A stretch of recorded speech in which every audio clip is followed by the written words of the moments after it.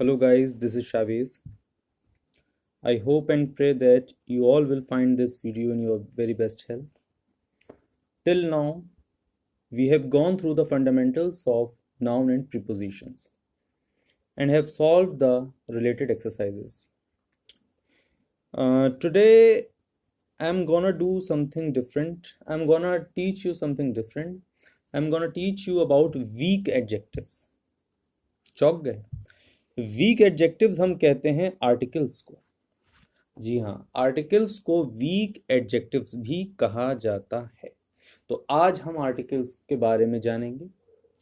Articles के बारे में जानने से पहले अपने माइंड में दो बातें क्लियर कर लीजिए कि जब हम आर्टिकल को पढ़ेंगे तो आप जनरल और स्पेसिफिक सेंस अपने दिमाग में रखेंगे कि आर्टिकल जब यूज होते हैं तो या तो वो जनरल सेंस में यूज होते हैं, जनरल यानी कॉमन सेंस में, या फिर वो किसी स्पेसिफिक सेंस में यूज होते हैं, और दोनों ही सेंस में उनका यूसेज बदल जाता है और साथ ही साथ उस सेंटेंस का सेंस भी बदल जाता है। कॉम्पिटिटिव एग्जाम्स में आर्टिकल से बहुत ज़्यादा क्वेश्चंस आते हैं, इसलिए ज़रूरी यह है कि हम आर्टिकल्स के बारे में अपनी पूरी जानकारी ठोस रखें और इस तरह से रखें कि समय आने पर हम उसको अप्लाई कर सकें। आप सभी लोग तेज़ हैं, सभी को पता है, कोई ऐसी बात नहीं है, और उम्मीद करता हूं कि आर्टिकल्स को भी आप उतनी अच्छी तरह से समझेंगे जैसा कि आपने अभी तक नाउन और प्रीपोजिशन को समझा है। तो सबसे पहले हम देखते हैं आर्टिकल्स में द वर्ड ए और an and the are called articles. पता है हमें, आपको ही पता है कि आर्टिकल्स क्या होते हैं, ए एन और the. They come before nouns, और ये कब आते हैं, नाउन से पहले आते हैं। अभी मैंने आपसे कहा था कि वीक एडजेक्टिव्स कहलाते हैं। वीक एडजेक्टिव्स इसलिए ही कहा जाता है कि ये भी नाउन को डिनोट करते हैं और एडजेक्टिव्स भी नाउन को डिनोट करते हैं। फर्क इतना है कि एडजेक्टिव स्ट्रांग होते हैं और आर्टिकल वीक एडजेक्टिव्स होते हैं।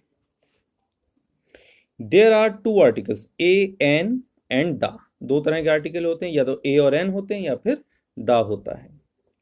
द और दी में क्या अंतर होता है ये मैं बता चुका हूं क्लास में। ए और an is called the indefinite article. A और एन को इनडेफिनिट आर्टिकल कहते हैं। Indefinite, something is not certain, something कुछ ऐसी चीज जिसके बारे में कुछ भी निश्चितता नहीं है। Because it usually leaves indefinite person और थिंग स्पोकन ऑफ। क्योंकि जब हम इनडेफिनिट आर्टिकल लगा रहे हैं किसी भी नाउन से पहले, किसी भी पर्सन से पहले, तो ये उस पर्सन को इनडेफिनिट बना देती है, हमें उसके बारे में ठोस जानकारी नहीं होती है। फॉर एग्जाम्पल, अ डॉक्टर, अगर हम कहते हैं अ डॉक्टर मतलब दैट इज एनी डॉक्टर, हम किसी भी डॉक्टर की बात कर रहे हैं। हम जब अ डॉक्टर कह रहे हैं तो इसका साफ मतलब है हमारे पास कोई भी स्पेसिफिक, कोई भी पर्टिकुलर डॉक्टर नहीं है, हम किस जनरल बात कह रहे हैं। जो मैंने आपको लेक्चर के शुरू में बताया था कि जब आर्टिकल आप पढ़ेंगे तो जनरल और स्पेसिफिक ये दोनों बातें अपने दिमाग में बिठा के पढ़ेंगे। स्ट्रक्चर बना लीजिए माइंड में जनरल का और स्पेसिफिक का। 106 देखते हैं। The is called the definite article. और द कौन सा है, डेफिनेट आर्टिकल है। बिकॉज क्योंकि it normally points out some particular person होते हैं। क्योंकि ये जो पॉइंट आउट करता है, ये जो डिनोट करता है, ये किसी पर्टिकुलर पर्सन को करेगा और थिंग को करेगा। He saw the doctor, meaning some particular doctor. जैसे ही हमने द डॉक्टर करा तो क्या हो गया, इसका मतलब किसी पर्टिकुलर डॉक्टर की बात हो रही है, किसी विशेष डॉक्टर की बात हो रही है। The indefinite article is used before singular countable noun. जो इंडेफिनिट आर्टिकल है वो यूज होता है singular countable noun. Countable noun मतलब जिनको हम काउंट कर सकें। नाउन में मैं बता चुका हूं पहले ही आपको। A book, N orange, a girl. Book को काउंट कर सकते हैं, ऑरेंज को काउंट किया जा सकता है, गर्ल काउंट किया जा सकता है। The definite article is use before singular countable noun. The का यूज भी किया जा सकता है सिंगुलर काउंटेबल नाउन से पहले, प्लूरल काउंटेबल नाउन से पहले एंड अनकाउंटेबल नाउन से पहले। मतलब द को आप तीनों के साथ यूज कर सकते हो, singular countable, plural countable and uncountable. The book singular countable है, द बुक्स प्लूरल काउंटेबल है, द मिल्क अनकाउंटेबल है। द मिल्क जैसे हम कहेंगे हमने उसको स्पेसिफिक बना दिया। अब ए और एन को हम समझ लेते हैं क्या कॉन्सेप्ट है। The choice between a and an is determined by sound. Before a word beginning with a vowel sound, n is used. ए और एन हम कहाँ लगाना है ये बहुत ज़्यादा निर्भर करेगा हमारे साउंड पर क्या वो साउंड वॉवल है? अगर वॉवल है तो वहां पर हम एन का यूज करेंगे। एग्जाम्पल्स दे रखे हैं, an ass, an enemy, an inkpad, an orange, an umbrella, an hour, an honest man, an heir. Heir का मतलब होता है उत्तराधिकारी। It will be noticed that the word hour honest heir with a vowel sound, कि ये जितने तीनों शब्द हमारे हैं ये शुरू तो एच से हो रहे हैं, but H is not pronounce, लेकिन एच को प्रोनाउंस यहाँ नहीं किया जा रहा है, एच वहां पर साइलेंट है। तो आवाज कहाँ निकल रही है, साउंड कौन सी आ रही है, ए की साउंड आ रही है। जब ए की साउंड आ रही है तो यहाँ पर हमें एन का यूज करना पड़ेगा अकॉर्डिंग टू रूल। 108 देखते हैं, before a word beginning with a consonant sound is you, A is use. अगर कोई शब्द यूज हो रहा है कॉन्सोनेंट के साथ, मतलब वॉवल के अलावा जो भी हमारे अल्फाबेट्स हैं अगर वो कॉन्सोनेंट के साथ शुरू हो रहा है तो वहां सिंपली आ का यूज कर देंगे, a boy, a reindeer, a women, a yard, a horse, a hole. अब एक देखने वाली चीज यहां पर यह है कि university, union, European, ewe, unicorn, useful article, इन सबसे पहले भी यहां पर ए का यूज किया गया है।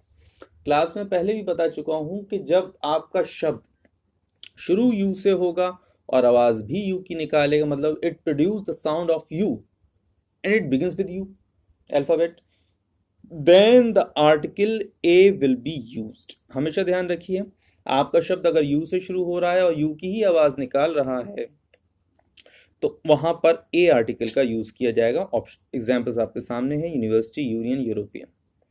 Because these words begin with a consonant sound that of U, similar we say a 1 rupee note, such a one eyed man. अब जैसे वन है, यहाँ पर वन शुरू तो ओ से हो रहा है, ओ हमारा वॉवल है, लेकिन साउंड कौन सी निकाल रहा है, वी की, व की साउंड निकाल रहा है। इसीलिए यहाँ पर हम वन के साथ ए का यूज करेंगे, यहाँ एन यूज नहीं होगा। What it, because one begins with the consonant sound of W, क्योंकि यहाँ जो वन है वो आवाज किसका निकाल रहा है, डब्ल्यू का।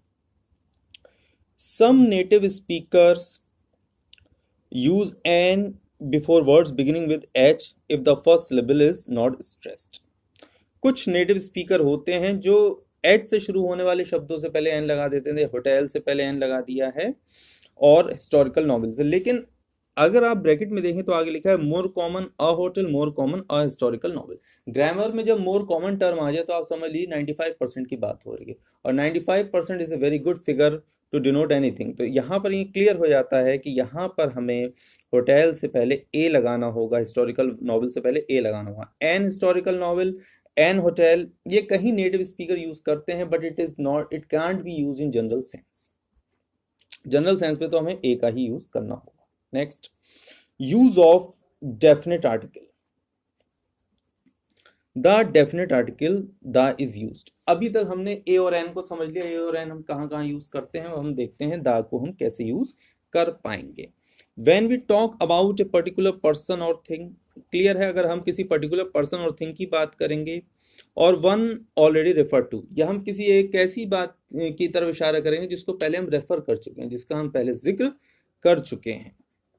The book you want is out of print, which book, the one you want. यहाँ जो बुक के साथ हमने द का यूज किया है वो सिर्फ इसलिए किया है कि बुक यहाँ पर पर्टिकुलर है। Let's go to the park, park particular है, द लगा दिया। द गर्ल क्राइड, लड़की रोई, यहाँ पर लड़की पर्टिकुलर है, द लगा दिया। When a singular noun is meant to represent a whole class, जब एक सिंगुलर नाउन अपनी पूरी क्लास का, अपनी पूरी जाति का बोध हमें कराएगा तो वहां भी द लगाएंगे। ये इंपॉर्टेंट है, इसको आगे समझाता हूं मैं कैसे।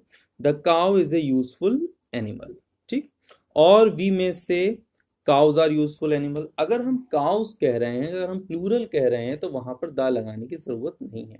कॉम्पिटिटिव एग्जाम्स में यही देते हैं, वो the cows are useful animals आपको दे देंगे और आपसे कहेंगे फाइंड आउट द मिस्टेक। तो वहां पर आप हमेशा ध्यान रखेंगे कि काउज जब अपनी पूरी जाति का बोध करा रही हैं तो प्लूरल के साथ वहां पर हमें दा लगाने की जरूरत नहीं है। अगर हमें दा लगाना है तो हमें अपने नाउन को सिंगुलर बनाना होगा। The horse is a noble animal, horses नहीं है, द हॉर्स। द कैट्स नहीं है, the cat. The rose is the sweetest of all flowers. ये अच्छा सेंटेंस इसमें दे भी रखा है इन्होंने, और कॉम्पिटिशन में बहुत पूछा भी गया। The banyan is a kind of fig tree, fig का मतलब अंजीर। जो बेनियन बरगद का पेड़ होता है वो एक तरह का अंजीर के पेड़ की तरह होता है। डू नॉट से a kind of A fig tree, हमें फिग ट्री से पहले कोई भी आर्टिकल लगाने की जरूरत नहीं है। This is a common error, ये आम तौर पर हम इस तरह की त्रुटि, इस तरह की गलती कर जाते हैं। तो हमेशा ध्यान रखिए, सेंटेंस जो शुद्ध आपका ठीक है वो है the banyan is a kind of fig tree. The two nouns man and women can be used in general sense without either article. Man is the only animal that uses fire, woman is man's mate.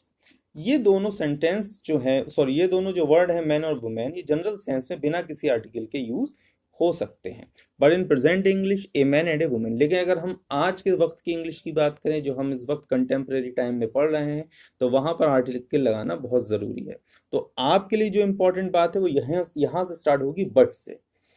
Women is more sensitive then a man. इसका मतलब यह है कि आज के वक्त में आपको आर्टिकल लगाना पड़ेगा मैन और वुमेन के साथ, पहले जमाने में हम नहीं लगाते थे। ठीक, तो यहीं से कंडीशन का क्वेश्चन भी आपका बनता है। तो आप हमेशा ध्यान रखेंगे मैन और वुमेन से पहले हमें आर्टिकल को यूज करना पड़ेगा। ए एन द वो हम अकॉर्डिंग टू सेंस यूज कर लेंगे। बिफोर सम प्रॉपर नेम्स, विस का मतलब होता है अर्थात। These kinds of place names, अब हम कुछ प्रॉपर नाम, कुछ जगहों के नाम होंगे, उनके साथ हम दागा यूज करेंगे। जैसे कि ओशियंस हैं, सीज हैं, तो ओशन में पैसिफिक ओशन हो गया, ब्लैक सी हो गया, रिवर में the Ganga, the Nile, the canal में स्यूज कैनाल हो गया, डेजर्ट में द सहारा हो गया, ग्रुप ऑफ आइलैंड में द वेस्ट इंडीज हो गया, माउंटेन रेंज में द हिमालयाज, द एल्प्स हो गया।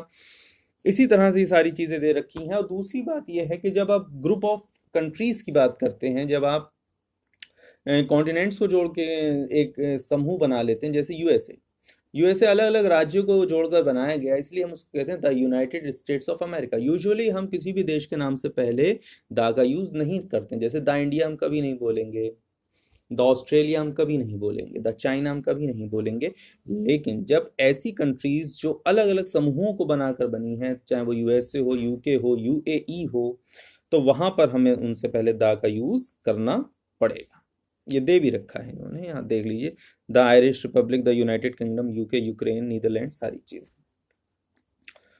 Before the names of certain books, जो हमारी होली बुक्स होती हैं, वेद, पुराण, इलियड, रामायण, तो उनसे पहले दा लगेगा। लेकिन जब हम उन किताबों के राइटर का नाम लेंगे साथ में, तो वहां पर दा का यूज नहीं किया जाएगा। Homer's Iliad, Valmiki's Ramayana, the Valmiki's Ramayana नहीं बोला जाएगा। Before the names of thing unique of their kind, जैसे सन, स्काई, ओशन, इसमें कॉमन क्या है, ये नेचुरल एलिमेंट्स हैं।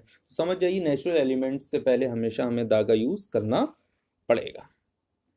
Sometime the is placed before a common noun to give it the meaning of an abstract noun. कभी कभी हमें the का यूज कॉमन नाउन से पहले करना पड़ेगा अगर हम उसको एब्स्ट्रैक्ट नाउन का सेंस देना चाहते हैं। At last the warrior in him was thoroughly aroused. अब ब्रैकेट में दे रखा है द वॉर लाइक और मार्शल स्पिरिट। द वॉरियर का यहाँ मतलब जो डिनोट हो रहा है, जो मतलब निकल के आ रहा है, वो आ रहा है वॉर लाइक स्पिरिट, कि उसके अंदर एक लड़ाकू वाली स्पिरिट थी, तेजना थी। In him was thoroughly aroused, वो पूरी तरह से अराउज हो गई, जागृत हो गई। तो हमेशा ध्यान रखिए, जब कॉमन नाउन से पहले आप कहीं ना कहीं दा का यूज कर रहे हैं, तो आप ध्यान रखिए आप उसको एब्स्ट्रैक्ट नाउन बना